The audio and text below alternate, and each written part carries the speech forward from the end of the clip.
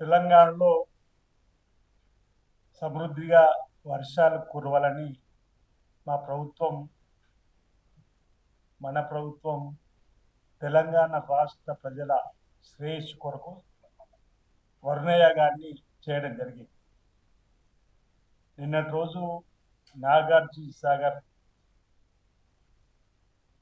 Government irrigation శాఖ మంత్రి ఉత్తమ్ కుమార్ రెడ్డి గారి నాయకత్వంలో జరిగినటువంటి వర్ణయాగం వేద పండితులు బ్రాహ్మణోత్తముల మధ్యలో జరిగినటువంటి కార్యక్రమం పూర్ణాహుతి కార్యక్రమానికి గౌరవ ముఖ్యమంత్రి రేవంత్ రెడ్డి గారు హాజరు కాబడి పూర్ణాహుతి కార్యక్రమంలో పాల్గొని చక్కటి వర్షాలు సమృద్ధిగా పడాలని, పాడి పంటలు బ్రహ్మాండంగా పండాలి, రైతు వర్గంతో పాటు అన్ని వర్గాలు సుఖమయ జీవితంతో ఆనందమయ జీవితంతో అష్టైశ్వర్యాలతో ఆయుర్వేదంతో ముందుకు వెళ్ళాలని చెప్పని వారు కోరినటువంటి సందర్భాన్ని కూడా జీర్ణించుకోలేనటువంటి బీఆర్ఎస్ నాయకత్వం జగదీశ్వర్ రెడ్డి గారు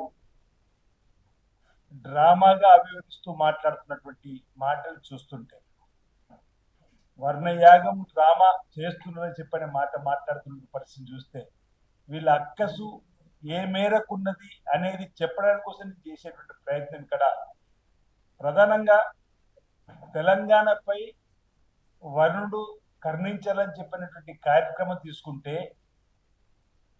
వర్ణయాగానికి సంబంధించినటువంటి కార్యక్రమాన్ని కూడా రాజకీయం చేయాలని చూస్తున్నటువంటి వీళ్ళని ఏమనాలి అసలు చెప్పనే మాట సందర్భంగా మనం ప్రకృతిని కూడా బలంగా ఈ ప్రభుత్వం నమ్మేటువంటి సందర్భం, ప్రకృతిని కూడా ఆరాధించాలని మన పురాణాల్లో నుంచి కూడా చూసినటువంటి సందర్భంలో అనేక కథనాలలో కూడా వర్ణుడు కరుణించాలని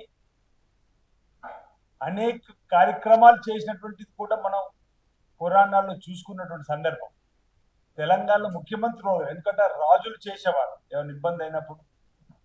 ఈరోజు ఎల్నినో ప్రభావం ఉంది, వర్షాలు ఈ ప్రాంతంలో ఎక్కువగా రాకపోవచ్చని చెప్పి శాస్త్రజ్ఞులు చెప్పినటువంటి సందర్భం. ఈ ప్రభుత్వం వచ్చినాక 2 సంవత్సరాలు సమృద్ధిగా వర్షాలు కురిసినాయి, పాడి పంటలు బ్రహ్మాండంగా పండినాయి, రైతు వర్గం ఆనందమైతుంది. రైతు వర్గానికి ప్రభుత్వం ద్వారా చేసిన కార్యక్రమాలు కూడా చేతిచ్చే కార్యక్రమం కూడా చేసినాం.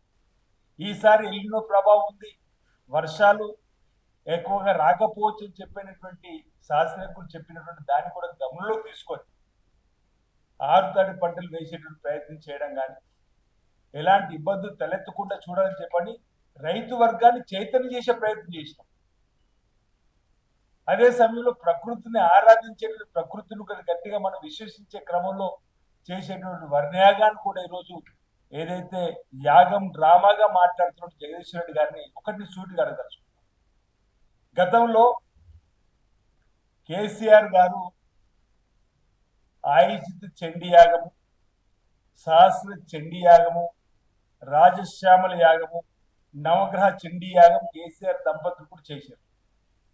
ఈ 2015లో కేసీఆర్ చేసినటువంటి ఈ చండీ యాగానికి అప్పుడు ముఖ్యమంత్రి చంద్రబాబు వచ్చారు. మేము కూడా అనేక సార్లు, నేను కూడా భక్తి భావాన్ని ఆధ్యాత్మిక వాతావరణాన్ని ఎక్కువగా నమ్మేటువంటి పరిస్థితులలో వేముల రాజన్న ఆలయానికి చైర్మన్ గా పనిచేసినటువంటి అనుభవంతో అనేక సందర్భాలు ఇలాంటి కార్యక్రమాలు పాల్పంచుకున్నాం.